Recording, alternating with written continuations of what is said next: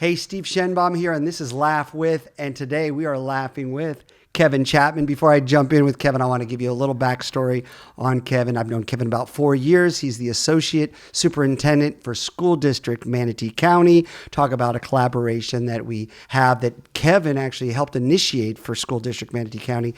I don't want to give the prior because we're going to talk about the prior, but prior to being in this area, Kevin was in Washington, D.C. for about 20 years. Check out this podcast where podcasts can be checked out. So it is my honor to welcome Kevin Chapman, Laugh With. How you doing, buddy? Good. Thanks, Steve. Yeah. I have to acknowledge, by the way, that blazer is sharp, and I have that blazer, but you pull it off better than me. I'm not going to lie. Oh, well, that's nice. I took it out of your closet, actually. No, you did not. So when we start with Laugh With, if anyone has listened or watched our podcast, they know we start off with a moment. We're like, what brought you some joy, some levity? And again, I want to tee this up by saying laughter's not about trying to be the funniest cat in the room. If that's the case, it's exclusive to really the funniest cat in the room, right? Right. So is there something that brought you some joy recently that you can share to kickstart Laugh With Kevin Chapman? Yeah, I think so, Steve. I think something to be proud of really here in Manatee County, and something that really brought joy to not only myself, but to really all of us, really in this community, but really our school district. We just, finished our school year, and we had our best school year ever in Manatee County. We had schools that exist in some of our most challenging communities in our neighborhoods go from, like Samoset Elementary went from a D grade the last 2 years and now just finished with an A grade. We've had Palmview get a B, Lincoln Middle a B. Just tremendous progress by our schools. The highest, best result we've ever had in Manatee County, and just really proud of our principals and teachers and students and families. And we're on such a great trajectory here in Manatee County. And it's just something that has brought joy to me from being here for 7 years in the school district and just working hard on behalf of our teachers and our principals. And to get here, it's just this, we've got so much more to do, but it's just exciting and just very joyful the last couple of weeks. I have to tell you, man, we didn't practice this. It wasn't like I was like, try that out. But we did say, I said, Kevin, you're going to do that Laugh With moment. And you said to me before we went on air, you said, it's more of a joy moment. And I actually love that you chose to talk about that laugh moment as a joyful moment. It's a moment of achievement. And I want to stress that laughter, joy, levity doesn't always have to be funny. It can be celebrating someone's success. I want to actually stay on that for a second. Well done, man, by the way. You talk about a school going from like a D to like an A. And we understand grades, but without like going into a rabbit hole, what are some of the ways in which these schools are being scored upon? Like, how does a school go from a D to an A? Yeah, it's a great question. So take Samoset University or Samoset Elementary. It could be a university on the way it's tracking. That's true. That's true. And anybody who lives here in Manatee County knows that Samoset community, as wonderful it is, it's a challenged community. It's a hard, challenging community with wonderful people who live there, and it's a little school. I think it's almost 100 years old. It's probably 600-700 students. The last 2 years, they scored a D grade. So that means in their final testing at the end of the year, all those kids, when they took their math test, their English test, their social studies test, they all, on an average, scored a D in the last 2 years.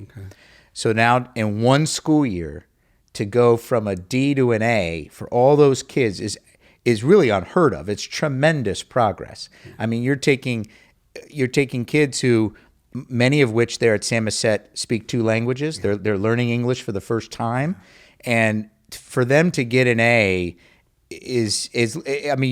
that principal could probably write a book about how she did that, and it would be a bestseller probably overnight because it's that kind of remarkable. Does that grade get like announced to the school? Like, what does that look like? So you're associate superintendent, and you were interim superintendent for a bit, and then Dr. Breslin became the superintendent. So dropping some names here.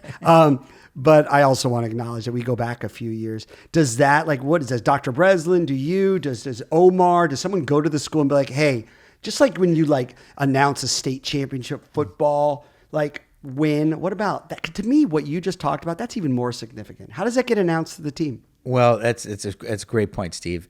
So we've celebrated the principal at a principal's meeting, in a major way. But that party, if you will, and it deserves a party, is coming soon. So later this summer, when those teachers come back, right? Because essentially they kind of left before that grade was known. So when they come back in early August and those kids come back in early August, there will be a party and celebration at Samoset. And Omar and I are already putting the works together for that, because we're gonna. I was just thinking of party like it's 1999.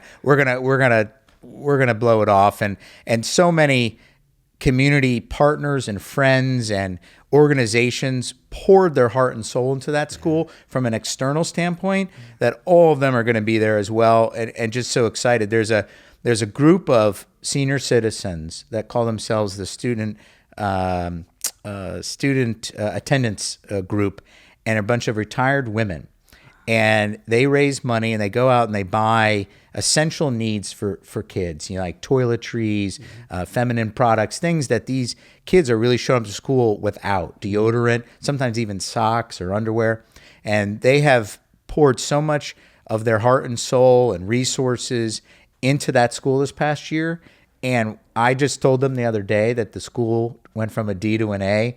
I mean, and many of them now they've left because of the hurricanes. They've kind of moved out of here a little bit, but they still pour it back into this community. They're all going to fly back and party at Samoset because they just are so excited about what happened at that school. You have to let us know when that's going on, so we can just at least just support it from afar. I love that. And I love that you talked about there's a group of folks that support these kids. Now you're dealing with generational connection, right? You can argue that there's a mutual purpose, right? These young students get to be honored, but also you mentioned some of these older folks that visit or live in our community get a chance to pour back into young people. Yeah. Yes, and that's really what makes, I think, Manatee County so special. Yeah. Different from any other community, is just everybody loves our schools and cares about our schools, wants our students to succeed. They take care of our teachers. I just think that's what makes Manatee County special, to live and work here. I love it. And so, speaking of community, I want to sort of switch regions, all right? We'll come back to Manatee County. Not that there aren't other school districts in other regions that also care deeply about their kids, but I'm biased because I live in Manatee County, and we're doing some work with you in the middle schools. We'll get to that. But let's back up a little bit. Let's talk about D.C. Just talk about community and shifting communities, right? So we've got Manatee County, and it has its own personality. You spent about 20 years in D.C., right? We're going to connect this back to Laugh With, big breath. And you actually worked with two different presidents, right? You worked with George Bush, 43, and President Obama, yeah? That's correct. So talk a little bit about, actually, I'd like to lane it towards the podcast, though. So I'm going to start. I didn't practice this. We improv, Kevin. George W. Bush, President Obama. Tell me a little bit about their sense of humor. Because they have to have a sense of humor. Sure. Yeah, tell me about their sense of humor and how it's different. Yeah, I actually played golf with President Obama twice. Wow. And he is as smart as you think he would be as he comes across, but funny and modern and with it. Sometimes you think maybe these guys aren't really with it, or kind of understand culture and things, but President Obama was like one of the guys. Yeah. Well, put politics aside, because we're not going to get laughed with. It's hard to do a political discussion. But as my kids would say, you certainly can't argue that President Obama has tremendous riz. There's a charisma and a presence about him that is that's really, really hard to teach to others. It's just 100%. It's natural. 100%. And President Bush.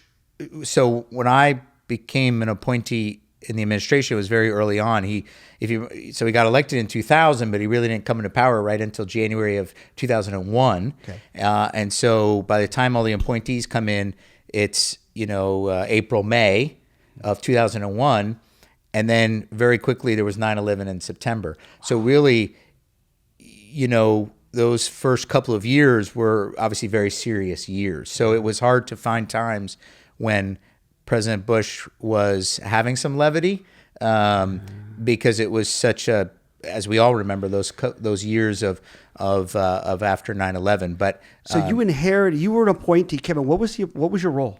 right. So I worked for the Secretary of Transportation, Norman Mineta, who was the first Asian American cabinet secretary. He was the first, mayor of a major city of Asian American descent, and congressman and all that. Really a legend in the Asian American community. But he was Secretary of Transportation, and I worked directly for him. I was essentially his director of advance, which many people may not know what that is. I love that title. It's just like so broad. Like at 20 whatever years old I was, but director of advance. Essentially, I never left his side. So we traveled the country and the world, and I never left his side. So you name it, I did it for him. So some people will call, like you see the president now has like a body man, like a young guy who just follows him around, besides other people who follow him around. But I was essentially his body guy, if you will. So I was in charge of all the trips and all the security and all of that stuff was on my shoulders early on then, and then 9/11 changed all of that. We were then tasked to build the Transportation Security Administration, so all that changed. But and just stop for a second. Yeah. You said that so quickly, but I have to let people who are listening and watching understand what you just said. Cool. I have a little backstory because I know your bio. You were involved in actually the creation of what we now call TSA, correct? That's correct. That's correct. Wow. So Congress passed in November of 2001 the Transportation Security Administration bill, and we had 6 months to create the largest federal agency since the Pentagon was built. After 9/11. After 9/11. And we had hit all these deadlines. And I remember, you got to remember, Norman Mineta was a congressman for a very long time, very seasoned government administrator. He was a mayor. And I remember early on, he was telling us, I don't think any of us know how to build a federal agency, and let alone a federal agency that's going to now be in charge of the security at airports, at ports, at highways and bridges and all of our modes of transportation. And for him to have known and kind of have the self-reflection that I may not know completely how to do this.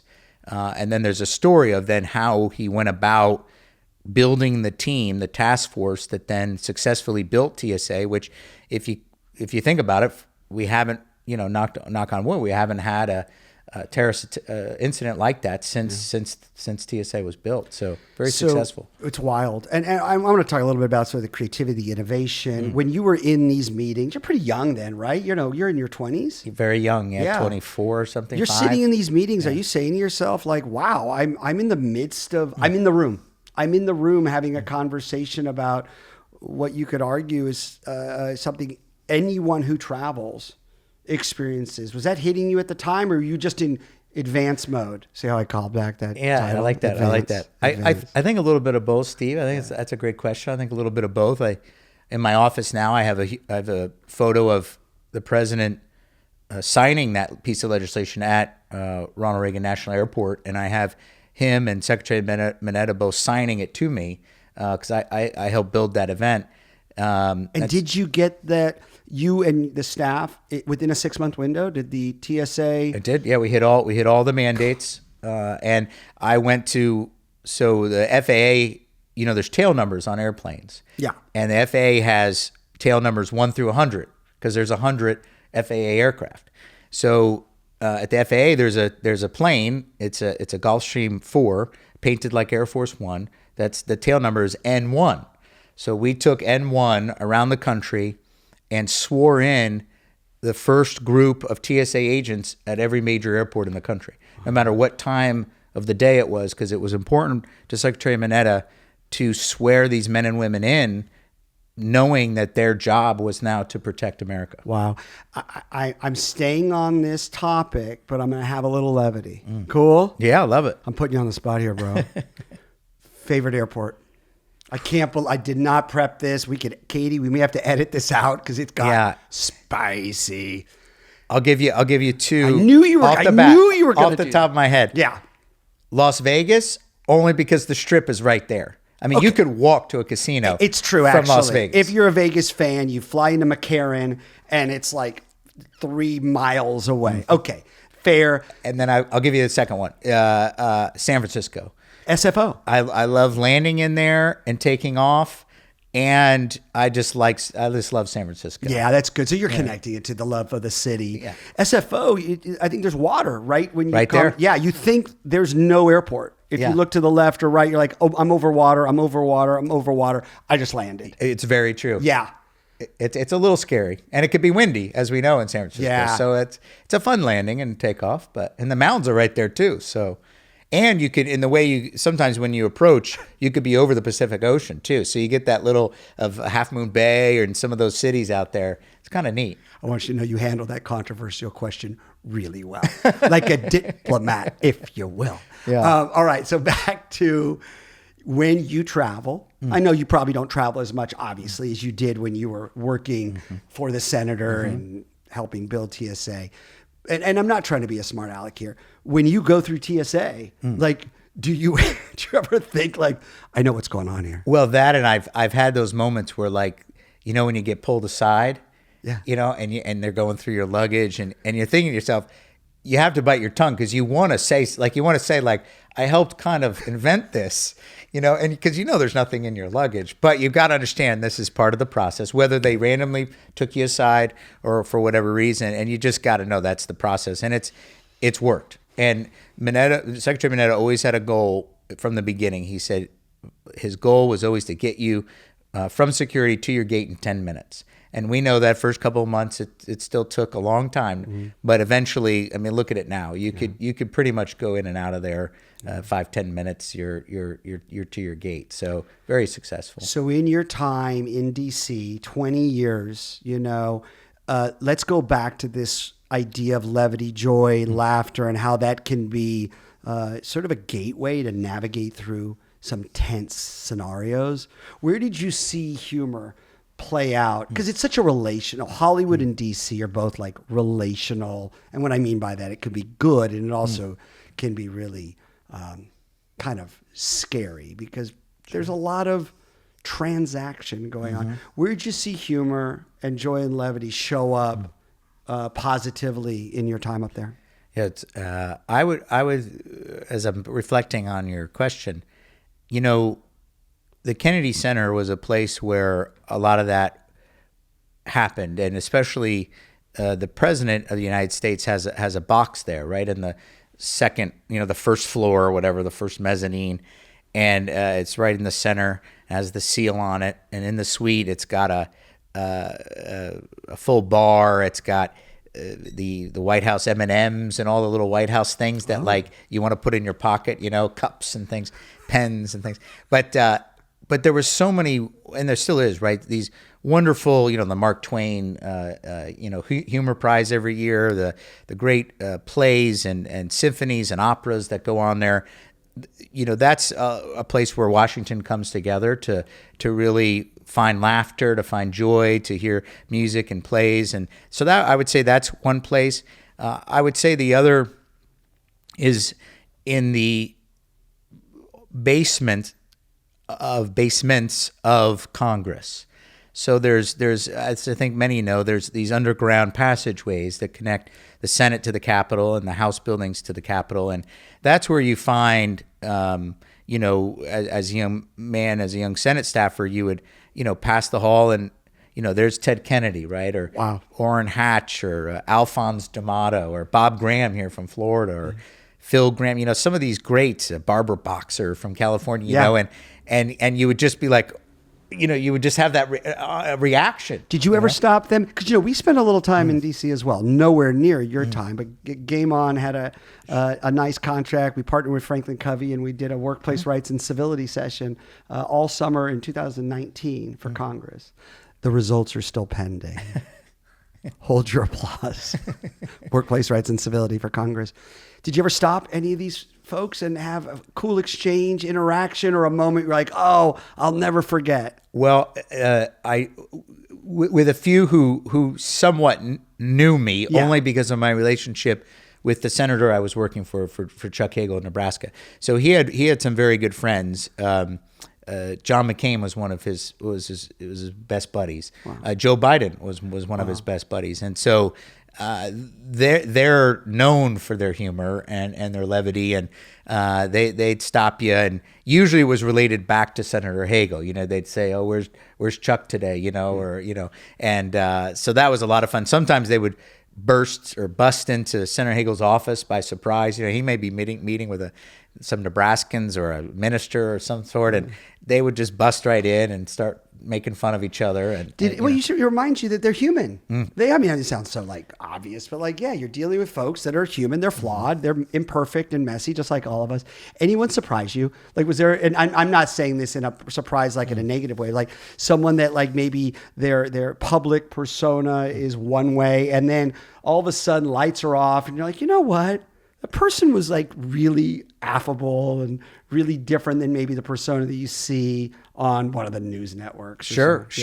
Actually,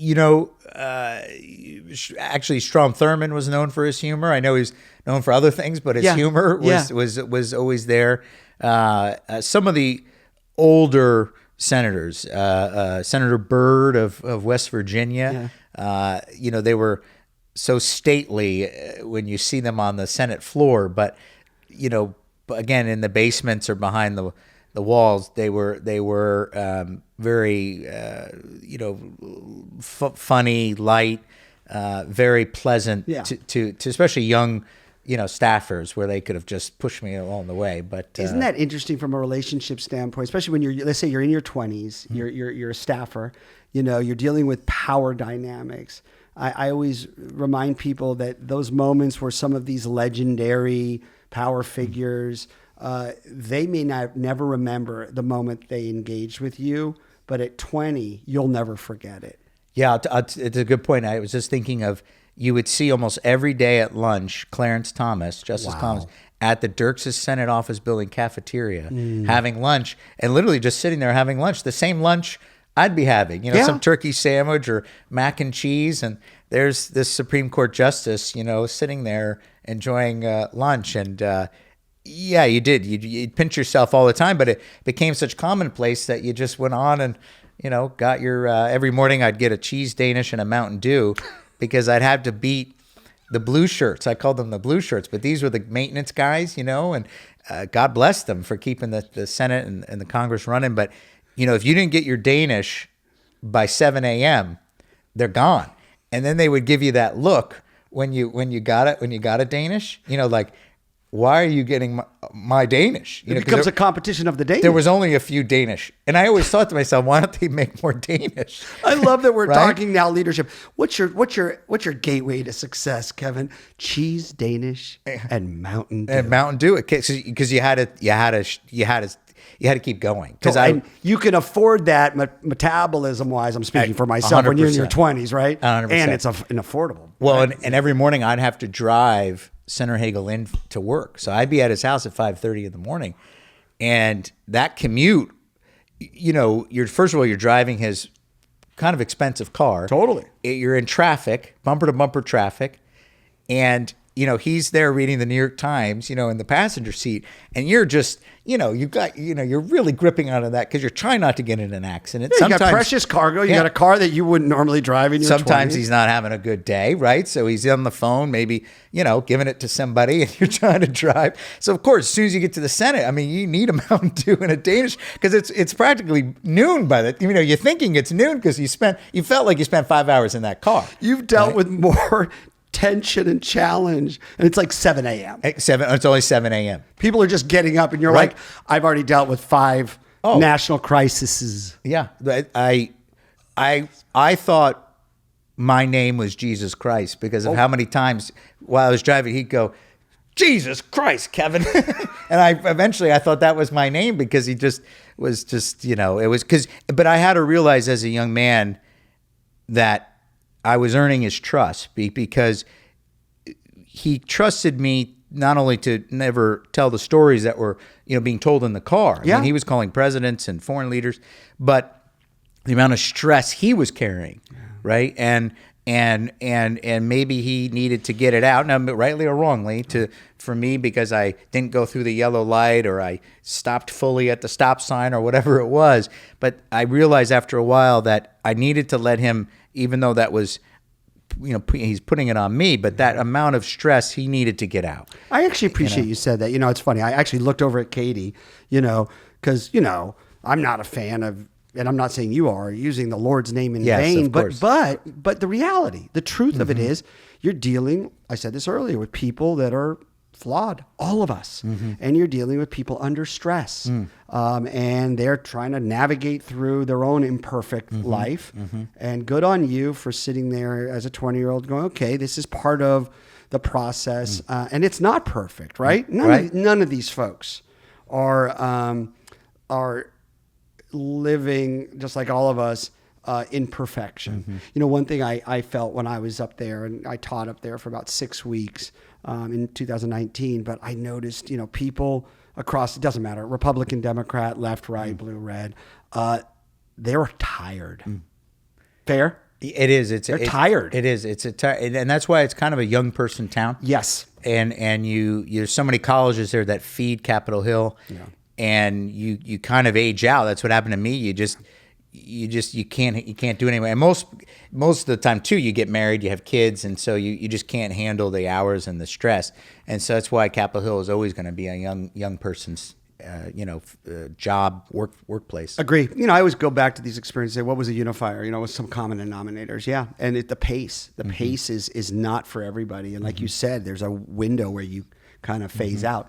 I didn't plan this transition, but so you do that run. We could spend hours and hours talking about those 20 years, but now you've been here in Manatee County and you're in the school district, which is I guess there's some connection, but talk us through how you went from navigating the halls of Congress and the Senate and Capitol Hill and DC to school district Manatee County. Was that the transition immediately? It was. There was a stop at Big Brothers Big Sisters of America. Yes. That's what brought me here. Their national office is in Tampa. It still is. It's now all virtual. But I went from DC to Big Brothers Big Sisters of America, the oldest and largest youth mentoring organization in the country. We love it. And then the superintendent here at the time, Cynthia Saunders, had just become superintendent, and she needed somebody to essentially kind of be her chief of staff. She needed somebody to help build a strategic plan, delve into politics, because there's going to be politics involved when you're at that highest level. And, she was a very successful principal, teacher, executive director, deputy superintendent. But those two things, the kind of the politics and the strategic planning, was something that, she realized she needed somebody to help her with. And so we connected, and that's how I ended up here in Manatee County. So, and we are so grateful. We're not landing this plane yet, but I have a theme that I'm seeing, a thread, and I'm going to ask it in a question format. Your thread seems to be, Kevin, you've always been around other like high performers as almost their support team. I don't mean assistant, and you've even said this to me. Your role is not to be the number one superintendent, school district, Manatee County. Is that fair? Yeah, fair. How early in your career did you know that one of your gifts was to be on the wing of that senator, on the wing of the person that is leading the invention of TSA, on the wing of the superintendent of Manatee School District? Yeah, I love how you phrased that. I think it was in the car with Senator Hagel, and knowing that as long as I'm next to the person who, let's say, is the seat of power, or the head person, I knew I could make an impact. Because, but did you ever want to be? I'm curious, really. Right. Like, there's always I'm good being adjacent to the general. Let's just use that phrase. Or adjacent to the superintendent. How do you navigate that? Well, maybe I want to be the superintendent. I mean, that's being real. Or maybe I want to be the general, because once you shift that, it's hard to then be on the wing. Yeah, I think you're right. I turned 50 this year in November, and I see myself in the next 10 years as that. Maybe that's the next step in my career. Nice. As a chief executive officer, and I'm somewhat working on that, but because I have spent the last 25 years learning the role and seeing it from so many different aspects and understanding the way to do it. Those leaders Chuck Hagel, Norman Mineta, Ray LaHood, President Bush, President Obama, even Cynthia Saunders, they're incredible mentors, and I'm blessed to really have had work from them, and I've learned. It's kind of, I always relate it because I don't have a master's degree, and I relate it to the fact that is my master's and doctorate degree is learning from those giants, and you can't learn that anywhere, and to have that kind of experience crisis after crisis with them, and success with them, and see how they've handled it and been modest about it, and the right kind of leader, statesmanship type of leadership, a vision, mission type leadership, servant type leadership. I have gathered that all in, and am ready to now perhaps pour that into an organization as a chief executive officer one day. Yeah. Put you on the spot on this one, but I know you'll handle this one really well, just like you did the favorite airports.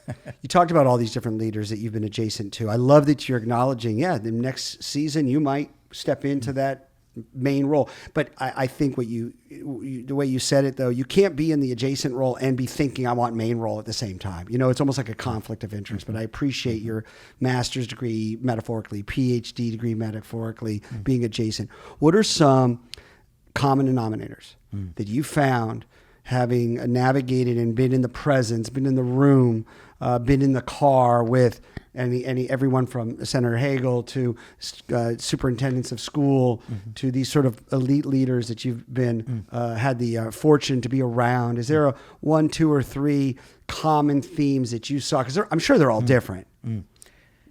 One, so quick things, I guess. One is they're all very well read, and not by like reading classics, I guess you could, but well read meaning, there wasn't a day that one of them didn't read probably the New York Times, the Wall Street Journal, Washington Post every day, and then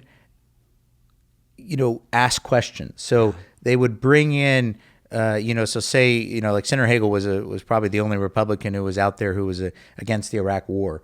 But he was first of all, he was a combat veteran himself in Vietnam, but he would later then become the Secretary of Defense. But, he would bring in generals after generals and understand what was really going on. And that's kind of like what Norman Mineta did on 9/11. He brought in, for example, to build TSA, he called Michael Eisner of Disney and said, I need your vice president of lines. This man or woman must be the expert on getting people from A to B. I need that vice president. This is why I asked the question, Kevin. I just looked at Katie, who's helping us produce the podcast, and I just gave her a thumbs up. That is so good.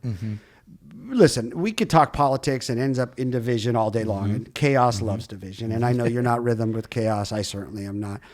But what can we learn from all these folks? You mentioned Senator Hagel reading the paper in the car, but who was it that called up Eisner? Norman Mineta. He also called up Bill Marriott and asked for their vice president of quality because the Marriott hotels would always win the Malcolm Baldrige Award for quality.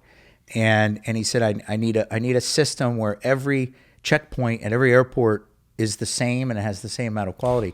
And he did that for about 15 CEOs around the country, IBM, Intel. And so eventually he amassed a team of these 15 to 20 executive vice presidents of these major corporations who are all experts in their little fields, and that's how, because that may be a trait, that self-reflection of knowing that I don't know everything, and I need to learn that. And I think the other trait is kindness. There wasn't an event that any of these leaders didn't go to where they weren't the last one to leave the room. That never makes the news, though. There's no headline that's like Senator whatever stuck around for the last conversation, or elite athlete stuck around and signed 300 autographs. It's always the one autograph they don't sign. I really appreciate that you said that. Yeah, it's just to think about how tired they are, how stressed they are, but they knew that those people came there to see them, and they stayed all the way to the end. And I want to go home, but I'm thinking to myself, this is incredible to watch, and their memory, right? They had this incredible memory to remember every hand they shook, and every person they met. And would months later, years later, that person would come up again, and they would, as if it was yesterday, and ask about their wife or kids or son or whatever. And I guess that makes them a good elected official, but it also is a statement of their personality and who they were as a human being. I have to go back and acknowledge, it's just brilliant that there was a call to Michael Eisner, to get the person at Disney who was in charge of the lines. Right. Like that takes such humility from the decision maker to go, you know what? I'm not an expert on this. Who is? That's so creative and innovative. Like call Disney for lines, call Marriott for quality control. Right. And then we'll just be borrowing ideas from folks that have already done it really well. Right. And he told them, of course it was 9/11, but he said, look, I can't pay them, right? So you're going to have to pay them while they're here for a year building this. And of course, every CEO said, yeah, of course. I mean, there's no question. I mean, they were all on a plane the next day to help build, this federal agency that we had to build it from dusk. I'll remember a quick story that the Federal Air Marshal Program. So right after, for the most part, it's lesser than it was, but we had a federal air marshal, essentially a man or woman with an armed weapon on every flight, especially those going into major cities after 9/11. Now, before 9/11, we showed up in Atlantic City where the federal air marshal program is. So we land in Atlantic City, we get in the cars, we drive down the road, and the federal air marshal program was essentially one trailer, and there was essentially like a bunch, I'm exaggerating a little bit, but there were some guys in there essentially like having a nap, and so you had to take this program and just, triple, quadruple, 10 times size it. And of course, many law enforcement raised their hand and said they'll serve, but it's just an example of, going from literally 0 to 100 overnight to protect this country. And it was pretty amazing to watch. It happened in a firsthand experience like that. Incredible, man. And I have to give you credit because you are humble, because I've known you a few years now. You've never mentioned this. And then we started preparing to get on the podcast, and I was like, there's so much interesting story here. I'll tell you a funny story. Yes. So in the Department of Transportation building in Washington, D.C., there's a mini Starbucks in there. Like who wouldn't want a Starbucks in their office building, right? Like how cool is that? So Secretary Ray LaHood becomes secretary. He was a congressman forever, and wonderful, wonderful man. And the weeks and months go by, and he is just so frustrated by how this Starbucks is being run. I mean, you had to wait 30, 40 minutes for a drink. I mean, it was... You got to call the Disney line expert. Well, he called Howard Schultz, the founder of Starbucks. They've never met, and I said, "Sir, can I listen in on this phone call? Because this is a phone call to remember." So he calls up. He said, I think he called him Mr. Schultz, but, we never met. But, I love Starbucks. My favorite drink, I don't know, it's Americano. I forget what his favorite drink is. But we have this little Starbucks in our building, and it is horribly run. And we've got, about, it's almost like 1,000 employees in that building. And I need this place to be, running. And this Starbucks is holding up, our employees from being productive. The next day, you would have thought every executive at Starbucks was in there because they all had suit and ties on, and women had business outfits. I mean, every executive from Starbucks must have been in there. And Howard Schultz said, "Give me 14 days, give me 2 weeks, and I'll have that place turned around." And sure enough, the power of power. Yeah, and sure enough, it was like the best run Starbucks you ever imagine. But and again, someone could look at that and say, "Wow, that's that could be ego or something," but it really wasn't, because he saw it in employees. Like, we were waiting in line, and I know that sounds a little first world, but he had the power to do it, and he helped the whole department function faster now because everybody had their espresso. I don't think it's terrible at all. Listen, there's the some funny scenarios when you have that bat phone. But it's a typical Washington story. Totally. You're in Washington, you're like, you know what, I'm going to call someone who can help. Who?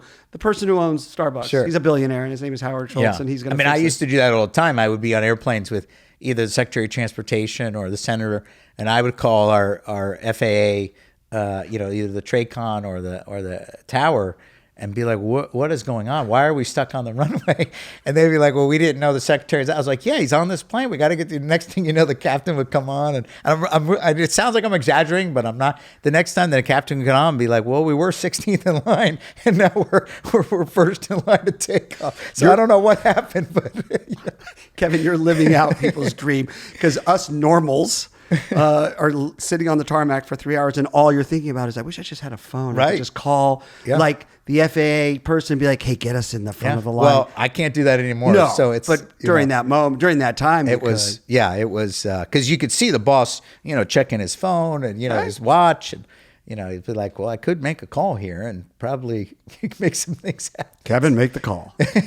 Well, I got to tell you, excuse the pun, as we land the plane, man, we could go on and on. But want to thank you. This isn't a question. You've been an initiator for our Level Up program. This is a program that we offer to 6th, 7th, and 8th graders in School District Manatee County. We're entering a 2026-27 school year. We'll be in 7 schools, man. You helped us start it back, 3-4 years ago when we piloted it at Lee Middle. And I don't want this to be a promotion, but I've wanted to ask you this on air.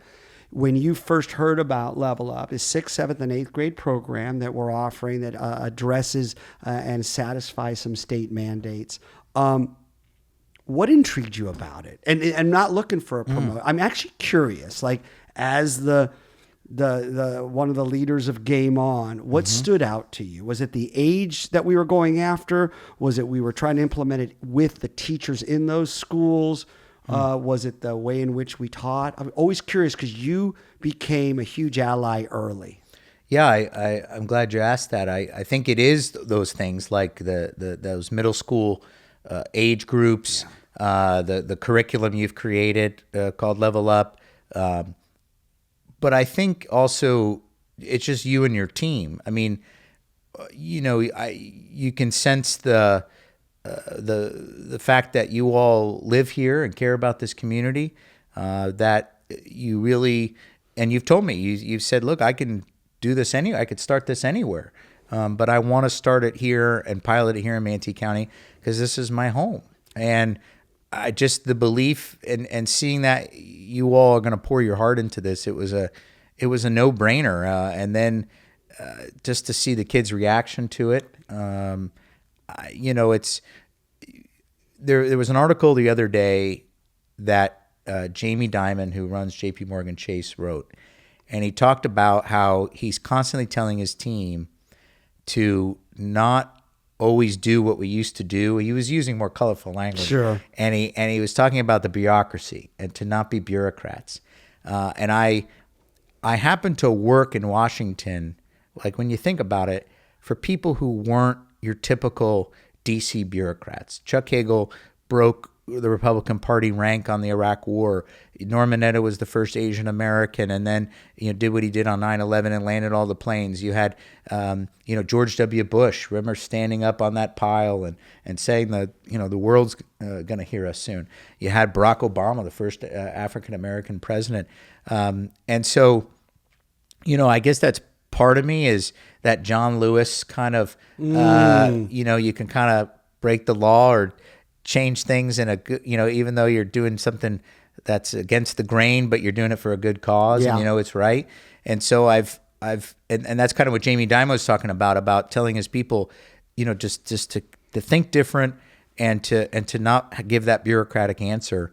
And I see that with the Level Up program. It's something that, yes, follows the resiliency standards in the Florida education laws, but it's doing something different, and it's doing it in a way that brings laughter and levity and character, and brings something out of a student that probably no one's ever tried to get out of before. And and that's something different, and I know that's going to work because that was me in school. I was the guy who was kind of maybe not really the class clown, but somebody who just didn't like to just sit in class all day. I had to do something different, and no one really gave me that opportunity. And I think the Level Up program gives these kids something different to do during the day, where they could kind of use their body and every part of their body and mind and do something different,